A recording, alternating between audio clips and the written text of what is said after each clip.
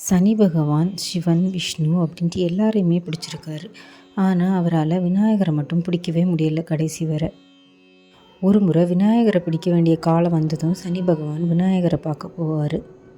விநாயகரை பார்த்து சனி பகவான் உங்களை பிடிக்க வேண்டிய காலம் வந்துருச்சுன்னு சொன்னதும் விநாயகர், அப்படியா, நான் என் தாய்கிட்ட போய் இதை சொல்லிக்கிட்டு வரேன், நீங்கள் என் முதுகில் இன்று போய் நாளை வருகிறேன் அப்படின்ட்டு எழுதிட்டு போங்க அப்படின்னு சொல்லுவார். சனி பகவானும் அதே மாதிரி எழுதிடுவார். சொன்ன மாதிரியே அடுத்த நாள் சனி பகவான் விநாயகரை பிடிக்க திரும்ப வருவார். அப்போ விநாயகர் சனி பகவானை பார்த்து, என் முதுகில் என்ன எழுதியிருக்கு அப்படின்னு கேட்பார். அதுக்கு சனி பகவான், இன்று போய் நாளை வருகிறேன்னு அப்படின்னு சொல்லுவார்.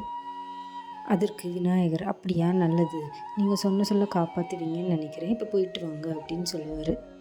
இந்த மாதிரி சனி பகவான் டெய்லி போயிட்டு வந்துட்டுருப்பார்.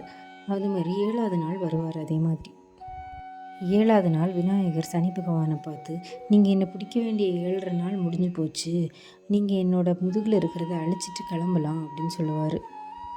சனி பகவானும் தன்னோட தோல்வியை ஒத்துக்கிட்டு அங்கேருந்து கிளம்பிடுவார்.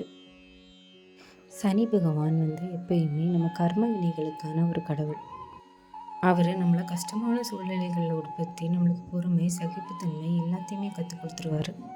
சனி பகவானோட தாக்கத்தை நம்ம குறைக்கணும்னா எப்பயுமே வயசானவங்களுக்கு உதவி பண்ணுறதும், நம்மளுக்கு கீழே வேலை பார்க்குறவங்கள ஒழுங்காக நடத்துகிறதும், ஓம் சனீஸ்வராய நமக அப்படின்ற மந்திரத்தை சொல்கிறதும், தெற்கு நோக்கி இருக்கிற ஆஞ்சநேயரை வழிபடுறதும் பல வழிகள். இதெல்லாம் சனி பகவானுக்கு சுத்தமாக பிடிக்காதது ஒழுக்கமின்மை தான்.